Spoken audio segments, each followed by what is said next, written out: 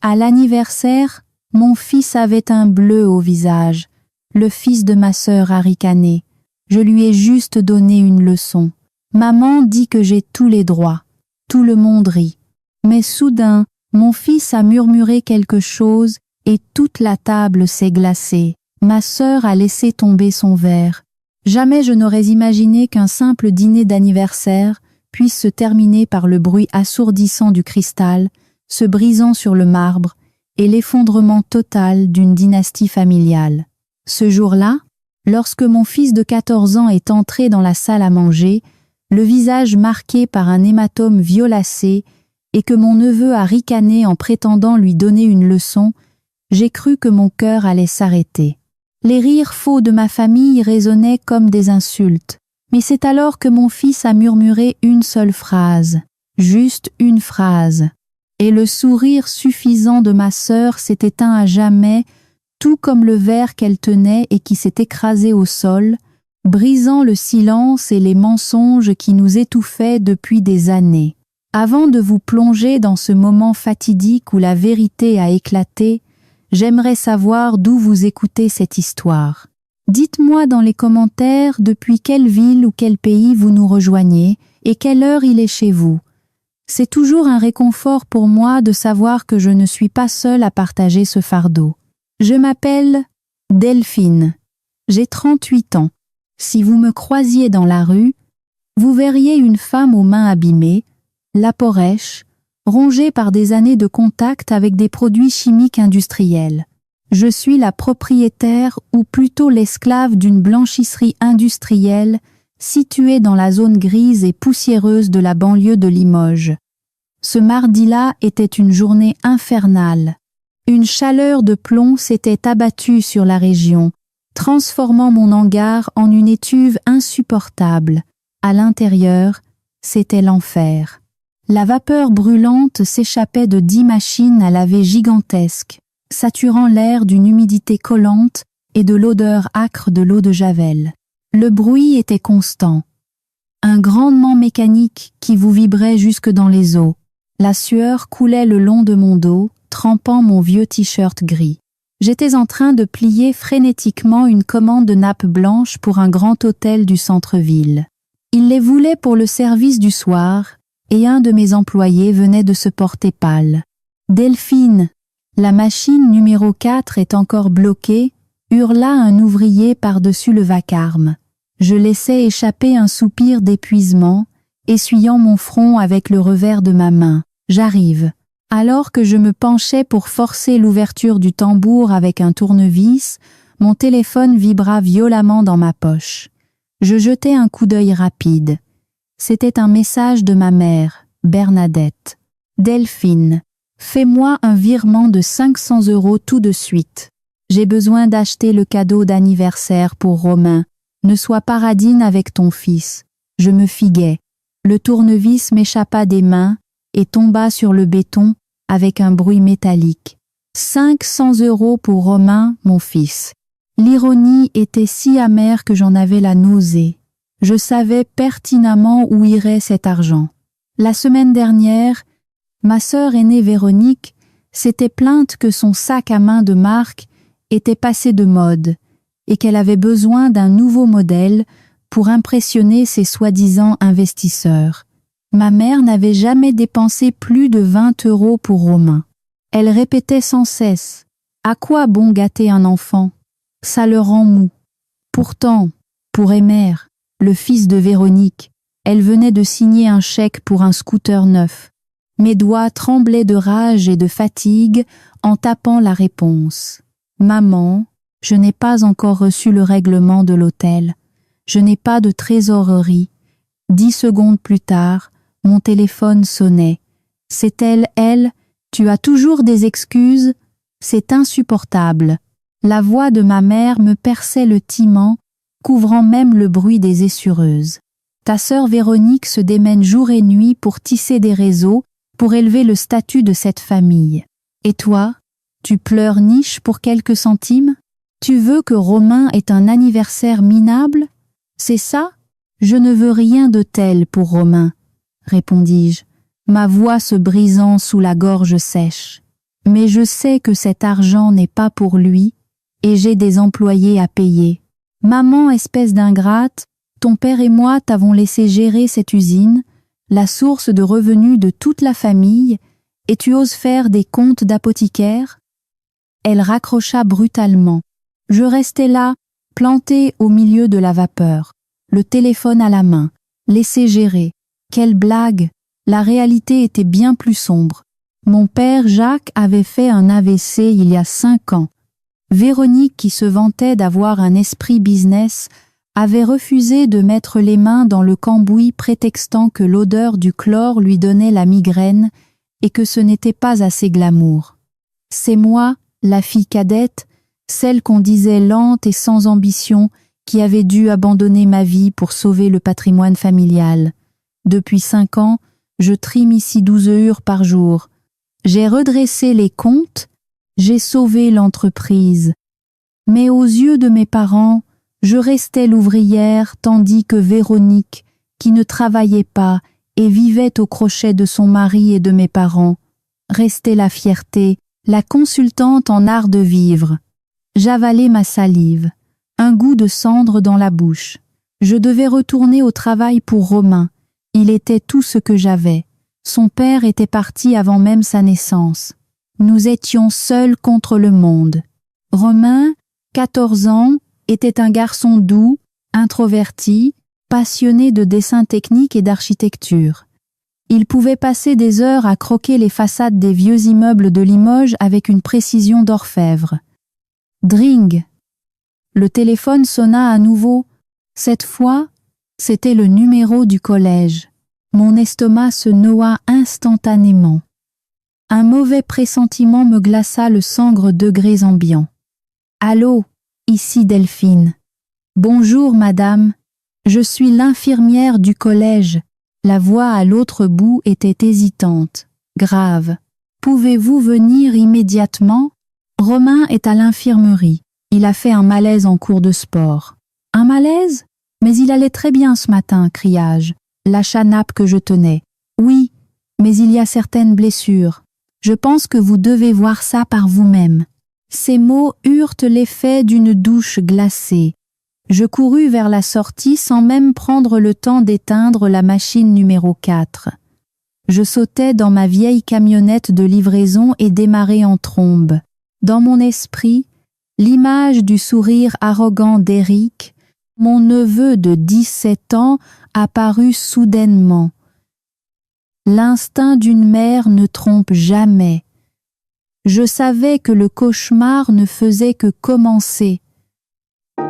Ma camionnette gémissait à chaque virage alors que je traversais la ville à toute allure. Mes mains étaient crispées sur le volant, mes jointures blanches sous la tension. 1000 questions tourbillonnaient dans ma tête. Pourquoi un malaise? Quelle blessure? Pourquoi personne ne m'avait appelé plus tôt? En arrivant devant l'infirmerie, l'odeur aseptisée d'alcool et de désinfectant me prit à la gorge. Romain était assis sur le bord d'un lit étroit, les épaules voûtées, la tête basse. Il portait son t-shirt de sport blanc, mais celui-ci était couvert de poussière grise et déchiré au niveau de l'épaule. « Romain !» Je me précipitai vers lui, tombant à genoux pour être à sa hauteur. « Qu'est-ce qui s'est passé?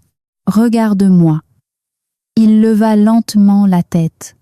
Mon cœur de mère se brisa en 1000 morceaux. Sa joue gauche était enflée, aux yeux vifs et une longue flure sanguinolente parcourait son avant-bras. Mais le pire, c'était ses yeux. Il ne pleurait pas. Ses grands yeux bruns étaient remplis d'une terreur muette, d'une résignation qui n'avait pas sa place chez un enfant de 14 ans. « Je suis tombé dans les escaliers, maman, » murmura-t-il, fuyant mon regard. Les escaliers. Je répétais ma voix tremblante de colère contenue. Je soulevais doucement son menton. Ce bleu n'a pas la forme d'une marche d'escalier. Et cette déchirure, on dirait qu'on t'a tiré. Qui t'a fait ça? L'infirmière, debout près de la fenêtre, soupira. Elle s'approcha et me tendit un sac en plastique transparent. « Madame, nous avons trouvé ceci éparpillé dans la cour arrière. là où Romain a été retrouvé inconscient. Je saisis le sac. À l'intérieur reposaient les débris de son kit de dessin technique Rotting. C'étaient des stylos de précision coûteux, un cadeau de Noël pour lequel j'avais économisé pendant 3 mois. Romain les traitait comme des trésors sacrés. Les pointes fines étaient tordues, les corps des stylos brisés en deux, la règle en métal pliée comme si quelqu'un avait sauté dessus à pieds joints. Qui demande un grondement surmontant de ma poitrine. Romain, dis-le-moi, qui a détruit tes stylos? Romain se mordit la lèvre jusqu'au sang. Des larmes commencèrent à couler silencieusement sur ses joues. Il secoua la tête frénétiquement. Personne. Je les ai fait tomber. C'est ma faute. On rentre s'il te plaît. À cet instant précis, le bruit pétard d'un moteur de scooter résonna dans la cour de l'école. Je regardais par la fenêtre. C'était Émeric. Il était sur son scooter flambant neuf. Une fille assise derrière lui riant aux éclats. En passant devant la fenêtre de l'infirmerie, il ralentit. Nos regards se croisèrent. Au lieu de montrer de l'inquiétude pour son cousin, Emery eut un sourire en coin, un sourire de prédateur. Il leva son pouce puis le retourna lentement vers le bas, mimant la mise à mort des gladiateurs avant d'accélérer dans un nuage de fumée bleue. Le sang afflua à mon visage. C'était lui, je le savais. Emerck avait 3 ans de plus. Il était plus grand, plus fort, nourri aux protéines et à l'orgueil par ma mère. Depuis toujours, il jalouait le talent de Romain, sa capacité à créer alors que lui ne savait que détruire, mais ose s'en prendre à lui physiquement dans l'enceinte de l'école. C'était une escalade que je n'avais pas prévue. J'aidai Romain à marcher jusqu'à la camionnette. Il boitait légèrement. En l'installant sur le siège passager, je sentis sa main trembler dans la mienne. Je la serrai fort. Je sais que c'était doucement. Pourquoi tu ne le dis pas au professeur? Romain tourna vers moi son visage tuméfié. Il a dit que si je rapportais quoi que ce soit, il demanderait à grand-mère de te virer de la blanchisserie. Il a dit que l'usine est ta grand-mère, que toi tu n'es qu'une employée, que si tu perds ton travail, on sera à la rue. Je restais pétrifiée, la clé de contact suspendue en l'air. Un frisson d'horreur me parcourut l'échine. Comment un garçon de 17 ans pouvait-il proférer des menaces aussi calculées, aussi cruelles? Ce n'étaient pas les mots d'un enfant, c'étaient les mots des adultes qu'il entendait à la maison. C'étaient les mots de Véronique, les mots de mes parents. Ils avaient empoisonné l'esprit de cet adolescent, lui faisant croire que ma survie et celle de mon fils ne tenaient qu'à un fil qu'il pouvait couper quand bon lui semblait. Je fouillais dans la poche de la veste de Romain pour chercher un mouchoir. Mes doigts rencontrèrent une boulette de papier froissé. Je la dépliai. Une écriture hachurée, agressive. Tu n'es que le bâtard de la bonne. Apprends ta place et ferme ta gueule. Sinon, la prochaine fois, ce ne sera pas que tes stylos qui seront cassés. Le papier crissa dans ma main alors que je le broyais. La colère céda la place à une peur glaciale, puis à une détermination froide comme l'acier. Ils ne se contentaient pas de harceler mon fils.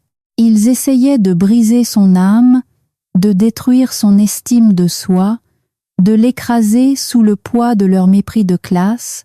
Je démarrai le moteur, le vieux diesel rugit comme une bête blessée. Je ne laisserai passer ça.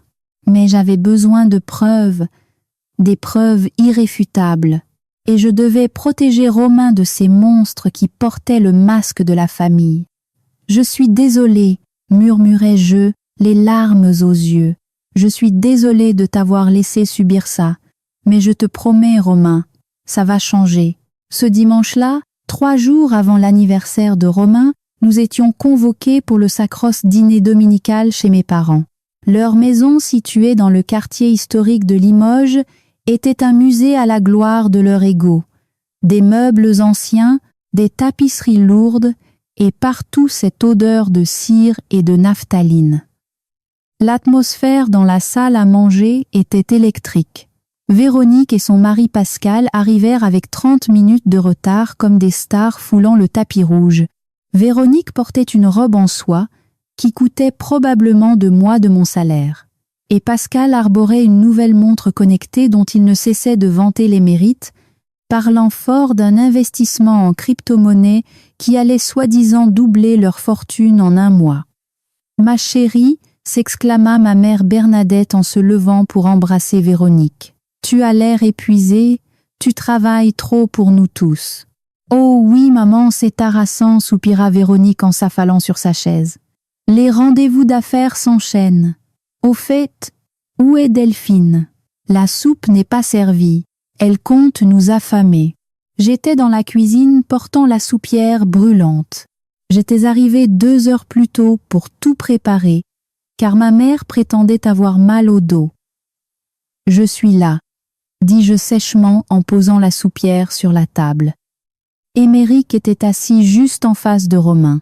Il le fixait avec une intensité prédatrice. Romain gardait la tête baissée sur son assiette vide, ses mains crispées sur sa cuillère. Les raflures sur son bras commençaient à cicatriser, mais la peur, elle était à vif. Le repas se déroula au rythme des clics des couverts et du monologue incessant de Véronique. « Papa, maman », lança-t-elle soudainement en reposant son verre de vin. « Il faut qu'on parle sérieusement de l'avenir de la blanchisserie. » Mon cœur rata un battement. Mon père, Jacques, s'arrêta de couper sa viande. « Quoi ? Je trouve que la gestion de Delphine laisse à désirer », déclara Véronique en me lançant un regard de fausse pitié. « Regardez-la. Elle s'épuise. Elle a les mains abîmées. Elle n'a aucune vision. Je pense qu'il est temps de mettre la structure au nom d'Émeric comme une avance sur héritage. Il va avoir 18 ans. Il a besoin d'une entreprise pour se faire la main. Avec mes conseils, on en fera une franchise de luxe, pas ce boui-boui qui sent le chlore. Je faillis lâcher mon morceau de pain. Pardon, tu plaisantes? Émeric n'a même pas son bac. J'ai sorti cette boîte de la faillite. Je travaille 70 heures par semaine. Tais-toi, hurla mon père en tapant du poing sur la table. Ta sœur a raison. Tu as une mentalité d'ouvrière. Émer héritier mâle. Il a l'étoffe d'un chef. Toi, tu dois savoir te sacrifier pour la famille. C'est ton rôle. Exactement. Renchérit Émeric, la bouche pleine. Je vais transformer ce trou en mine d'or. Tante Delphine n'y connaît rien. En disant cela, il fit un geste brusque accidentel et renversa la saucière remplie de sauce au poivre brûlante directement sur la chemise blanche de Romain. « Aïe !» cria Romain en se levant d'un bond, la sauce brûlante traversant le tissu fin. « Oups, désolé ricana Éméricindre, trace de regret. Tu es tellement maladroit, Romain, tu ne sais pas te tenir à table. Il l'a fait exprès. » criai-je en me précipitant pour éponger la chemise de mon fils avec ma serviette. « Arrête ton cinéma, Delphine, » aboya ma mère. « C'est juste un peu de sauce. Et mène-le à la cuisine et nettoie ça. Ne tâche pas mon tapis perçant. » Je regardais autour de la table. Mes parents indifférents à la douleur de leur petit-fils. Véronique souriant de triomphe. Pascal absorbé par son téléphone. Personne ne voyait l'humiliation. Personne ne voyait la cruauté. Pour eux, nous n'étions que des meubles gênants. J'entrais Romain vers la cuisine, les larmes de rage me brouillant la vue. Ce n'était plus seulement de l'injustice, c'était de la maltraitance pure et simple. Chers auditeurs, mettez-vous à ma place un instant. Si vos propres parents vous forçaient à céder l'œuvre de votre vie à un adolescent cruel qui harcèle votre enfant et qu'il riait de la douleur de votre fils, que feriez-vous? Continueriez-vous à subir au nom de la paix des familles ou briseriez-vous tout? Dites-moi ce que vous auriez fait dans les commentaires. J'ai vraiment besoin de savoir si j'ai eu raison. 3 jours passèrent dans un silence lourd. Je refusais de répondre aux appels de ma mère et de Véronique. Je savais qu'ils préparaient les papiers de cession. Ils pensaient que j'allais signer docilement comme toujours. Mais quelque chose s'était brisé en moi ce dimanche-là. Le mercredi soir, veille de l'anniversaire de Romain, je dus rester tard à la blanchisserie. Un contrat urgent. Romain insista pour venir avec moi. Il ne voulait pas rester seul à l'appartement, terrifié à l'idée qu'Émeric puisse venir frapper à la porte. Je resterai dans le bureau. « Maman, je ferai mes dessins », m'avait-il dit, les yeux cernés. Il était environ 21 heures. Je m'affeis autour de la calandre une énorme machine à repasser les draps. Le bruit était assourdissant. Soudain, je vis des fardes balayer la vitrine de l'entrée. C'était la Mercedes de Véronique. Je m'essuyai les mains, le cœur battant à tout rompre. Elle entra, suivie d'Émeric.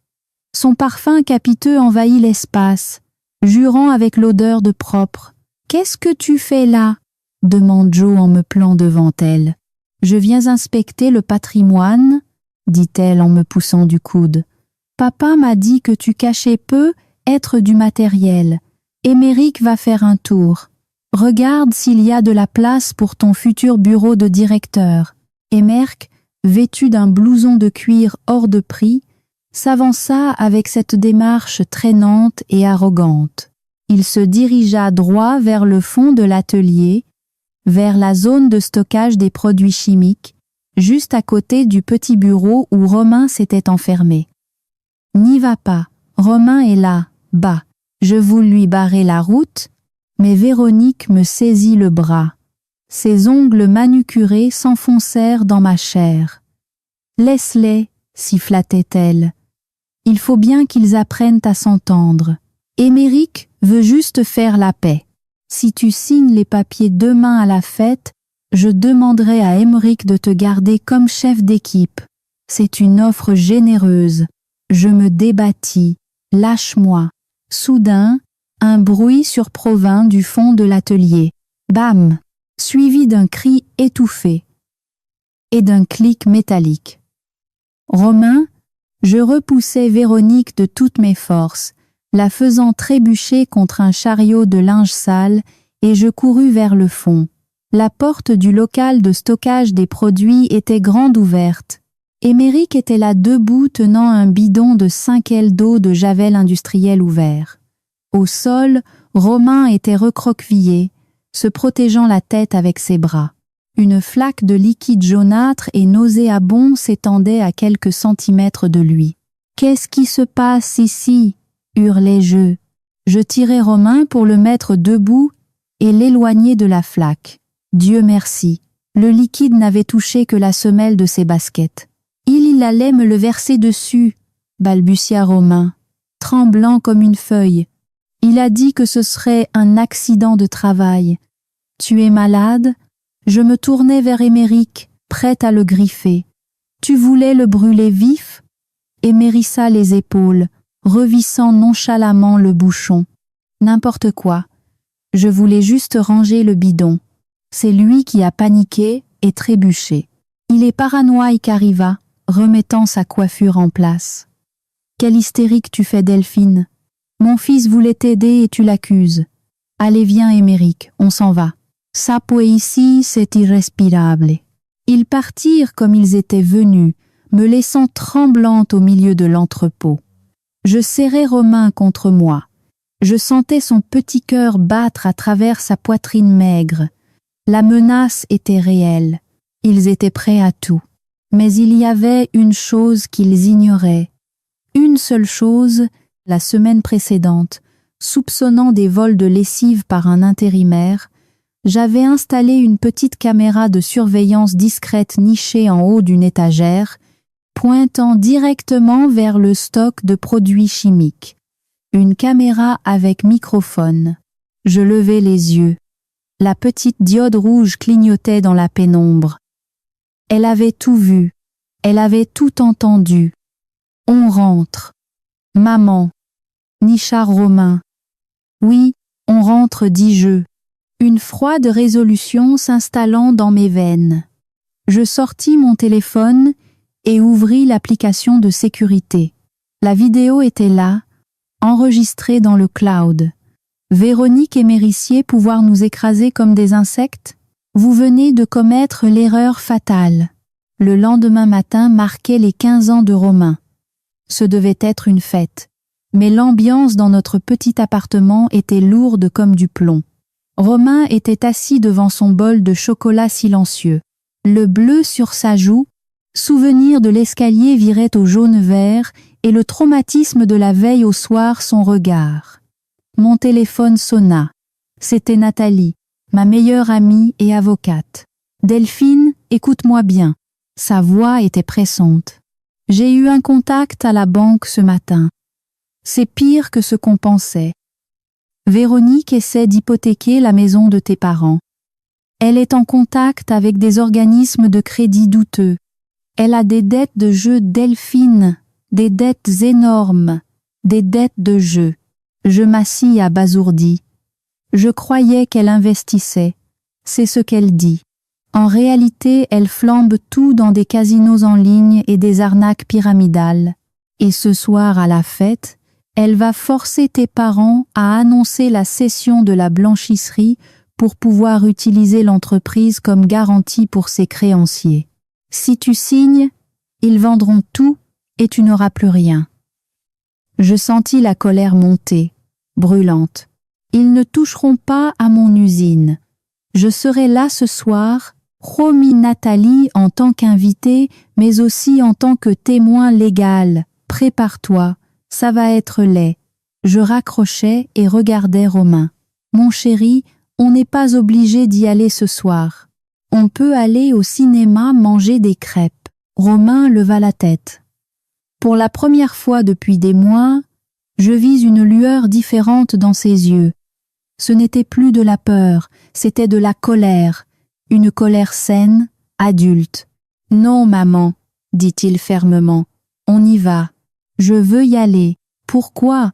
Ils vont encore te faire du mal. » « Parce que j'en ai marre de me cacher, » dit-il en serrant les poings. « J'en ai marre de mentir pour les protéger. Ce soir, je veux qu'ils sachent.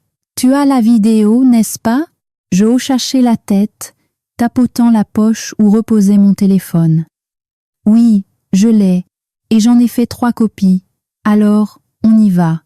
Nous avons passé l'après-midi à nous préparer comme si nous allions au combat. » Romain a enfilé son costume de communion un peu court aux manches maintenant, mais il le portait avec une dignité nouvelle.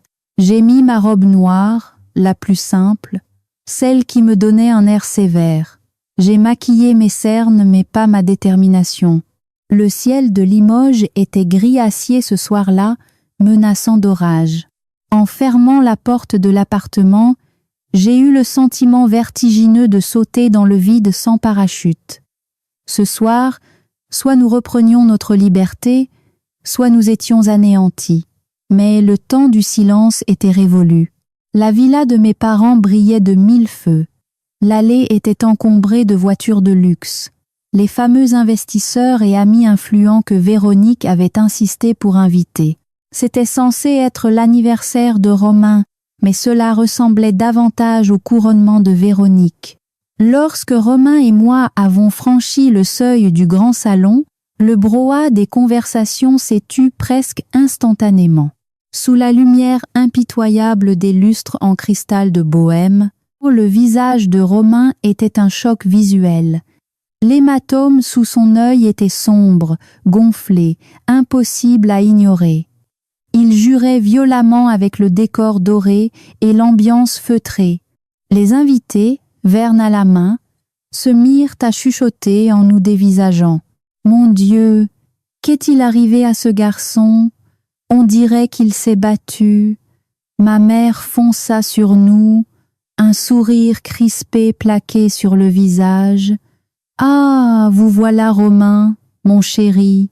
Oh, ta joue toujours aussi maladroit avec ton vélo, n'est-ce pas? Allez, il va saluer tes oncles. » Elle parlait fort, trop fort, essayant d'imposer sa version des faits à l'assistance. Véronique trônait au centre de la pièce, une coupe de champagne à la main, drapée dans une robe rouge sang.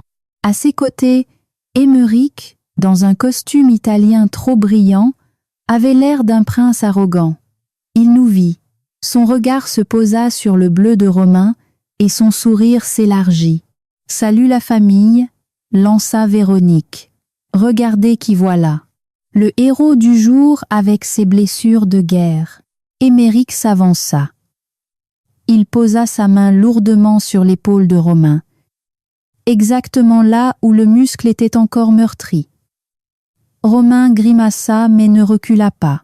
Alors, devant tout le gratin de Limoges, Émeric prononça ces mots forts et clairs, pensant être spirituels. « Je lui ai juste donné une leçon l'autre jour.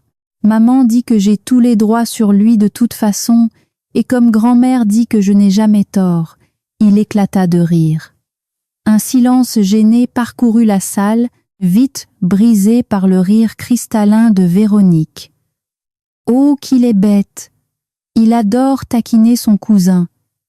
Les garçons seront toujours des garçons, n'est-ce pas? Une petite bagarre pour s'endurcir. » Mes parents riaient à leur tour. Soulagés. Oui, oui, il faut bien forger le caractère. Romain est trop douillet. Les invités, suivant l'exemple des autres, se mirent à rire poliment. Ce son, ce rire collectif, c'était le son de l'indifférence. Ils riaient de la douleur de mon fils. Ils validaient la violence. J'ai senti une chaleur intense monter dans ma poitrine, une envie de hurler, de tout casser. Je fis un pas en avant, prête à exploser. Mais Romain m'arrêta. Il posa doucement sa main sur mon bras. Il ne regardait pas le sol. Il ne regardait pas ses chaussures. Il regardait droit dans les yeux de sa tante Véronique.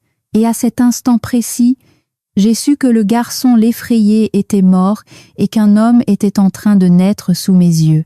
La musique classique continuait de jouer en fond sonore. Une valse légère de Strauss qui semblait narguer la tension palpable entre nous. Romain s'avança d'un pas.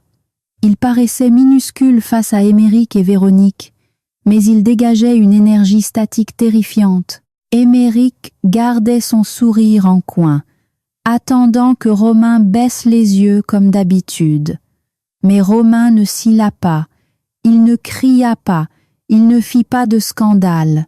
Il parla d'une voix basse, presque un murmure, mais dans le silence soudain de la proximité, sa voix porta comme un coup de tonnet. « Tante Véronique, commença-t-il, articulant chaque syllabe. Tu te souviens hier soir dans le local à produits quand tu tenais la porte fermée? Tu as dit à Émeric, frappe-le au ventre, ça ne laisse pas de traces pour la fête. Tu te souviens quand tu lui as tendu le bidon d'acide? » Le sourire de Véronique vacilla. Ses yeux s'écarquillèrent légèrement. Romain fit encore un pas. Et tu sais quoi? Maman a installé une caméra avec micro dans le local la semaine dernière. Tout est enregistré. Ta voix, tes ordres, le bruit des coups. Le temps sembla se suspendre. Je vis la couleur quitter le visage de ma sœur comme si on avait tiré un bouchon. Sa peau devint cireuse. Sa bouche s'entr'ouvrit, mais aucun son ne sortit. La coupe de cristal qu'elle tenait, remplie d'un bordeaux grand cru, glissa de ses doigts devenus soudainement inarticulés. Cling! Le bruit du verre explosant sur le carrelage de marbre blanc fut assourdissant. Le vin rouge gicla partout, tachant le bas de sa robe de soirée et s'étalant sur le sol comme une mare de sang artériel. Personne ne bougea le digue, sentant le malaise, coupa la musique brutalement. Le silence qui suivit fut encore plus violent que le bruit du verre brisé. « Que quoi ?» balbutia Véronique, la voix étranglée. « Tu mens, espèce de petit morveux. Tu mens. Qui t'a appris à dire des horreurs pareilles? » C'est ta mère. Elle se tourna vers moi, les yeux exorbités par la panique. C'est toi qui lui montriques qui avait perdu toute sa superbe, recula d'un pas, se cachant presque derrière sa mère. Il avait l'air d'un enfant pris la main dans le sac. Je ne mens pas, dit Romain calmement. Et ce verre brisé, c'est exactement ce qu'il reste de mon respect pour vous. Ça suffit, rugit mon père, Jacques.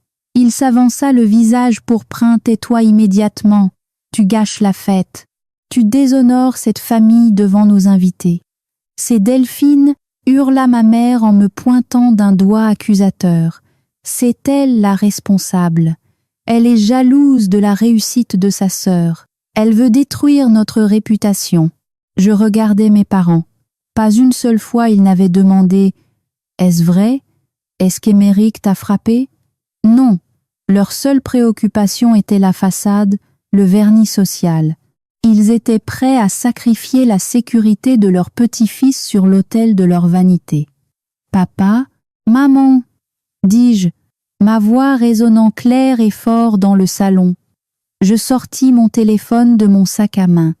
L'écran s'alluma, projetant une lueur bleue sur mon visage. Si vous pensez que Romain ment, alors regardons ensemble le film de la soirée d'hier. Non, arrêtez-la! Cria Véronique en se précipitant vers moi pour m'arracher le téléphone. Mais Nathalie surgit de la foule et s'interposa, bloquant ma sœur d'un geste ferme. Doucement, dit Nathalie froidement. Ne rajoutez pas une agression publique à votre dossier. Je marchais vers le grand écran plat mural qui diffusait des photos de famille en boucle. J'avais le câble HDMI dans ma main. La main ne tremblait plus. L'histoire vous ferait réagir comment vous? On veut lire vos avis dans les commentaires. Et dites-nous, vous êtes d'où? L'histoire n'est pas terminée. Continuons à écouter l'histoire. La pièce était au bord de l'implosion. Véronique, retenue par Nathalie, haletait comme une bête traquée. Elle chercha du regard son mari. « Pascal, fais quelque chose. Cette folle va ruiner ma réputation. » Pascal blême s'avança vers moi, tentant de jouer les médiateurs.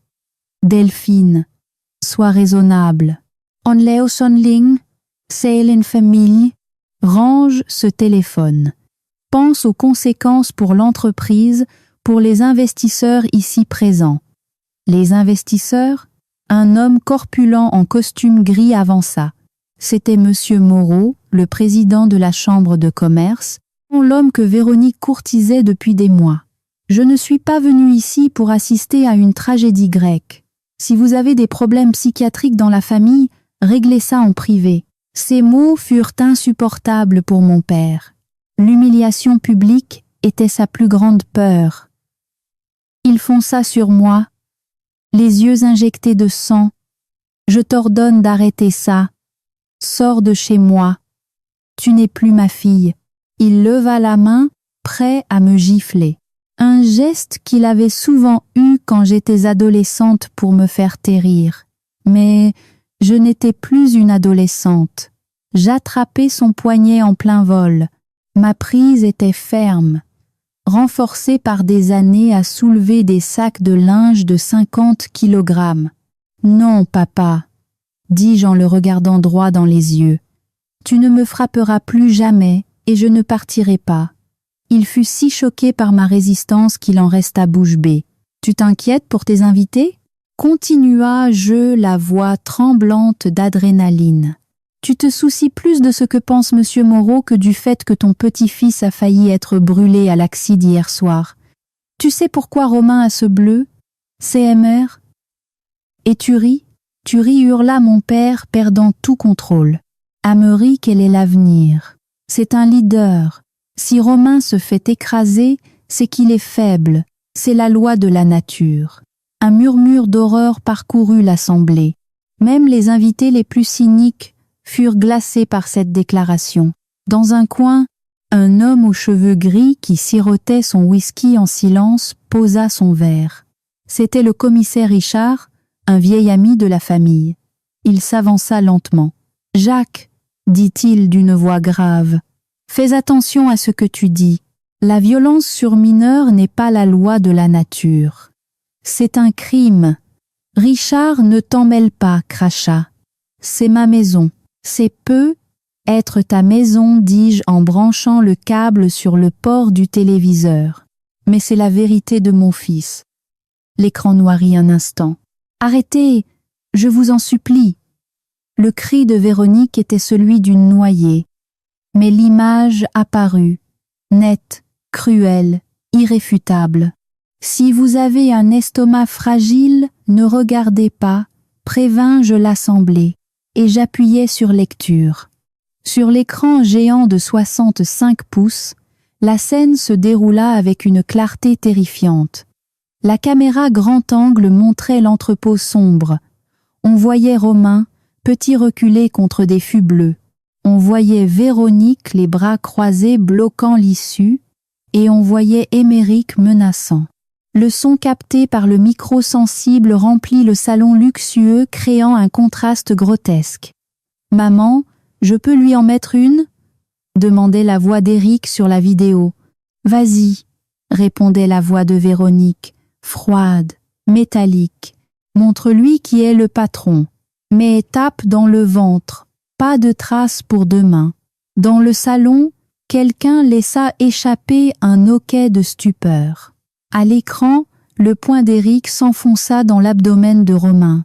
Le garçon se plia en deux, le souffle coupé, puis lui tira les cheveux pour relever sa tête et le gifla violemment. Le bruit de la peau contre la peau résonna comme un coup de fouet. « Tu as compris, le bâtard ?» hurlait et me requait l'écran. « Signe les papiers ou je te crame. » Puis vint l'image du bidon d'eau de Javel, Émeric le dévissant, le penchant au-dessus de Romain recroquevillé, la menace pure, la joie sadique sur son visage. Dans la salle de réception, l'ambiance avait changé. Ce n'était plus de la gêne, c'était de l'horreur pure. Monsieur Moreau avait le visage vert. Le commissaire Richard avait sorti son téléphone et semblait envoyer un message urgent, mais la vidéo n'était pas finie. J'avais monté une seconde séquence à la suite. Une séquence enregistrée 10 minutes avant l'agression quand Véronique pensait être seule dans l'entrepôt en attendant Émeric. Elle était au téléphone. L'image montrait Véronique, examinant ses ongles, parlant d'un ton mielleux à son interlocuteur invisible. « Oui, mon chéri, ne t'inquiète pas pour l'argent. J'ai fait signer une procuration à mon vieux père Sénégil hier. Il n'a rien vu. Je vais vider son compte épargne retraite demain. Il y a 200 000 €, plus l'hypothèque de la maison. Dès que j'ai l'argent, on se tire en Espagne et je plante mon mari et ce gosse idiot ici. » L'explosion fut immédiate. Ma mère poussa un cri perçant et porta les mains à sa bouche. « Quoi ? Oula, elle l'est. » Elle se tourna vers Véronique, les yeux écarquillés par l'incrédulité. « Mon compte retraite, c'est nil. » Mon père lui devint livide. Il s'effondra sur une chaise, la main sur le cœur, lui qui avait tout sacrifié pour sa fille aînée, qui m'avait traité comme une moins que rien pour elle. Il venait d'entendre, de la propre bouche de son idole, qu'il n'était qu'un vieux sénile à dépouiller. Véronique était figée, pétrifiée par sa propre voix. Elle ne pouvait plus nier. C'était elle, ses mots, son plan. Pascal, son mari s'avança vers elle, les poings serrés, le visage déformé par la rage. « Tu comptais partir avec qui ? En Espagne ? Avec mon argent ? C'est faux. C'est un montage. C'est de l'IA, hurla Véronique, mais sa voix se brisa. Elle regarda autour d'elle, cherchant un soutien, mais ne trouva que des visages fermés, dégoûtés. « L'IA ne peut pas réinventer ta méchanceté, Véronique, » dis-je en débranchant le câble. « C'est fini. Le spectacle est terminé. » La débandade fut totale. Les invités se ruèrent vers la sortie comme si la maison était en feu. Personne ne voulait être associé à ce scandale. Monsieur Moreau s'arrêta devant mon père qui respirait difficilement sur sa chaise et dit avec mépris « Ne me contactez plus jamais. Vous êtes une honte pour cette ville. » Le commissaire Richard fit un signe à 2 officiers en uniforme qui attendaient discrètement dans le vestibule. Ils entrèrent. « Véronique Émeric, dit Richard d'un ton officiel, je vous emmène au poste. Agression sur mineur, menace de mort et abus de faiblesse. Nous allons avoir une longue conversation. » « Non, maman, fais quelque chose ?» Laïque en voyant les menottes. Il pleurait maintenant, toute son arrogance dissoute dans la peur. « Je ne veux pas aller en prison. C'est maman qui m'a dit de le faire. » Véronique se jeta aux pieds de ma mère, s'accrochant à sa jupe. « Maman, pardonne-moi, c'était pour nous. Je voulais juste assurer notre avenir. Dis-leur de ne pas m'emmener. » Ma mère regarda sa fille préférée, puis elle regarda mon père. Brisé, ruiné par celle-là même qu'il vénérait. Pour la première fois de sa vie, Bernadette vit Véronique telle qu'elle était, un parasite. Elle recula, dégageant sa jupe des mains de sa fille. « Tu m'as volé, murmura-t-elle. Tu as volé notre retraite. Tu as traité ton père de sénile. Mais je t'aime, maman, sanglota Véronique. Aime-Ménez-la, dit ma mère froidement en détournant le regard. Alors qu'il traînait Véronique et dehors, hurlant et se débattant, Pascal s'assit sur le canapé, la tête entre les mains. « Je suis ruiné, » répétait-il. « Elle a tout joué, elle a tout perdu. » Je restais debout avec Romain et Nathalie au milieu de ce champ de ruines. Le silence revint, mais c'était le silence de la mort d'une illusion. Mon père leva les yeux vers moi. Il avait l'air d'avoir vieilli de 20 ans en 10 minutes. Delphine Coassa, il est de nous. Je le regardais. J'attendais ce moment depuis toujours, le moment où ils auraient besoin de moi. Mais je ne ressentis aucune joie, juste une immense fatigue. « Appelle une ambulance pour papa, dis-je à ma mère, et appelez un avocat. Moi, je rentre chez moi, j'ai un fils à consoler. » Je pris la main de Romain, et nous sortîmes de cette maison maudite, laissant derrière nous les débris de leur vanité éparpillés sur le sol avec le vin rouge et les éclats de verre. Les semaines qui suivirent furent un tourbillon juridique et émotionnel. Mon père survécut à sa crise cardiaque, mais en garda des séquelles. Il était désormais un vieil homme affaibli. Ma mère, elle était en état de choc permanent. Malgré tout ce qui s'était passé, l'habitude à la vie dure. Une semaine après l'arrestation, ma mère m'appela. « Delphine ?» Sa voix était tremblante. « L'avocat dit que si tu retires ta plainte, Véronique pourrait avoir du sursis. C'est ta sœur. Le sang est plus important que tout. Fais-le pour nous, pour l'honneur de la famille. » J'étais assise dans mon bureau à la blanchisserie. Dehors, le soleil brillait enfin. « Maman, dis-je calmement, l'honneur de la famille. Émeric a failli brûler Romain à l'acide. Véronique t'a volé 2000 € et tu me parles d'honneur. Elle fera rembourser. On s'arrangera. Mais ne l'envoie pas en prison, supplia. Non, le mot était simple, mais il pesait une tonne. Je ne retirerai pas ma plainte. Romain a besoin de savoir que la justice existe. Et moi aussi. Tu es cruel. Tu profites de notre faiblesse. On va te reprendre, l'usine menaça-t-elle, retombant dans ses vieux travers. Je soupirai. Je m'y attendais. Maman, passe-moi Nathalie. Elle est à côté de moi. Nathalie prit le téléphone. Madame, dit-elle avec sa voix professionnelle, nous avons en notre possession les documents comptables prouvant que vous et votre mari avez utilisé la blanchisserie pour blanchir de l'argent et évader le fisc au profit de Véronique depuis 10 ans. Si vous tentez quoi que ce soit contre Delphine, nous transmettrons ces dossiers au fisc. Vous finirez vos jours en prison aux côtés de votre fille. Un silence de mort à l'autre bout du fil. Voici l'offre, continua Nathalie. Delphine rachète vos parts de l'entreprise pour 1 € symbolique en échange de son silence sur vos fraudes fiscales. Vous signez la cession totale aujourd'hui, et vous ne contactez plus jamais ni Delphine ni Romain. Ils n'avaient pas le choix. Ils avaient signé. Véronique prit 3 ans de prison ferme pour escroquerie, abus de faiblesse et complicité de violence. Émeric fut envoyé en centre éducatif fermé pour 2 ans. Pascal demanda le divorce et disparut dans la nature. La maison de mes parents fut saisie par la banque pour couvrir les dettes contractées frauduleusement par Véronique. Ils durent emménager dans un petit 2 pièces en location vivant de leur maigre pension de base. C'était une victoire totale, mais elle avait un goût de cendre. J'avais coupé la branche pour sauver l'arbre, mais la cicatrice resterait toujours visible.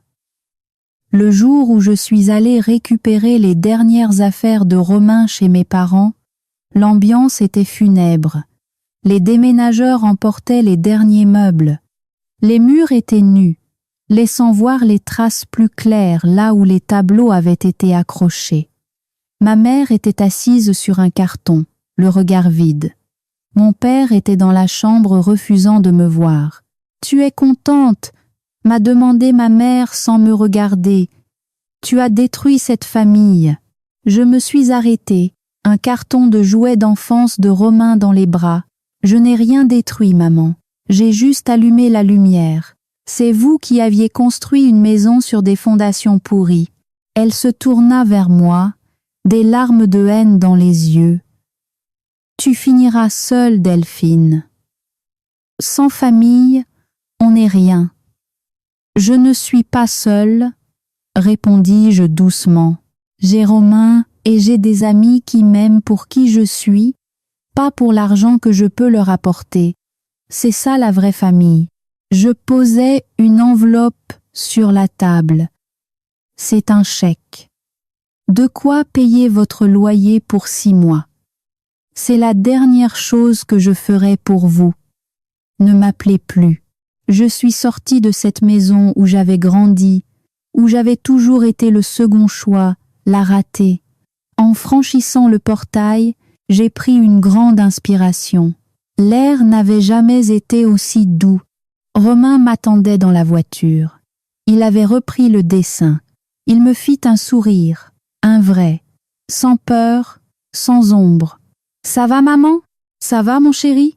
C'est fini. On rentre à la maison. Nous avons laissé derrière nous les fantômes du passé. J'avais perdu mes parents, ma sœur, mon neveu, mais j'avais sauvé mon fils et c'était le seul prix qui valait la peine d'être payé. 1 an plus tard, la façade de l'usine a été repeinte en bleu clair. Une nouvelle enseigne trône fièrement au-dessus de l'entrée. Blanchisserie L'Aube Nouvelle.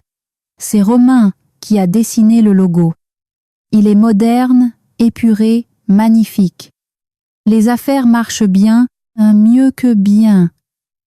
Libérée du poids financier de ma famille sangsue, j'ai pu investir, embaucher, rénover.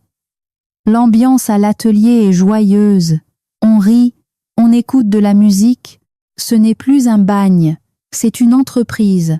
Aujourd'hui, c'est le 16e anniversaire de Romain. Nous ne sommes pas dans une villa luxueuse avec du champagne et des hypocrites. Nous sommes au bord de la Vienne, assis sur l'herbe avec Nathalie et quelques employés. On mange des pizzas, on boit des sodas. Romain est en train de rire aux éclats d'une blague de Nathalie. Il a grandi, il est plus confiant. Il vient de gagner le premier prix d'un concours régional d'art pour les jeunes talents. Je le regarde et je sens une paix immensement vert. Le bleu sur sa joue a disparu depuis longtemps. Mais la leçon qu'il a tirée de cette épreuve est gravée en lui. Ne jamais laisser personne nous marcher dessus, même si c'est la famille. Il s'approche de moi, une part de pizza à la main. « Tu penses à eux ?» demande-t-il doucement. « Parfois, avouai-je, je me demande s'ils ont compris. Ça n'a pas d'importance, maman. » dit-il avec une sagesse qui dépasse son âge. L'important, c'est qu'on a brisé le cycle. Je ne serai jamais comme Émeric, et tu ne seras jamais comme grand-mère. C'est ça notre victoire. Il a raison. La vengeance la plus douce n'est pas de les voir souffrir, mais de nous voir heureux sans eux. Le verre brisé de Véronique a été le signal de départ de notre nouvelle vie. Et cette vie, elle est belle. Elle est à nous. Mes amis, merci d'avoir écouté mon histoire. Je ne l'ai pas partagée pour que vous ayez pitié de moi, mais pour vous donner du courage. Si vous êtes coincé dans une relation toxique, même si c'est avec votre propre sang, sachez que vous avez le droit de partir. Vous avez le droit de dire stop. Ne laissez pas l'obligation familiale devenir votre prison. Si cette histoire a résonné en vous, si vous avez aussi dû faire des choix difficiles pour vous protéger, s'il vous plaît, abonnez-vous à la chaîne.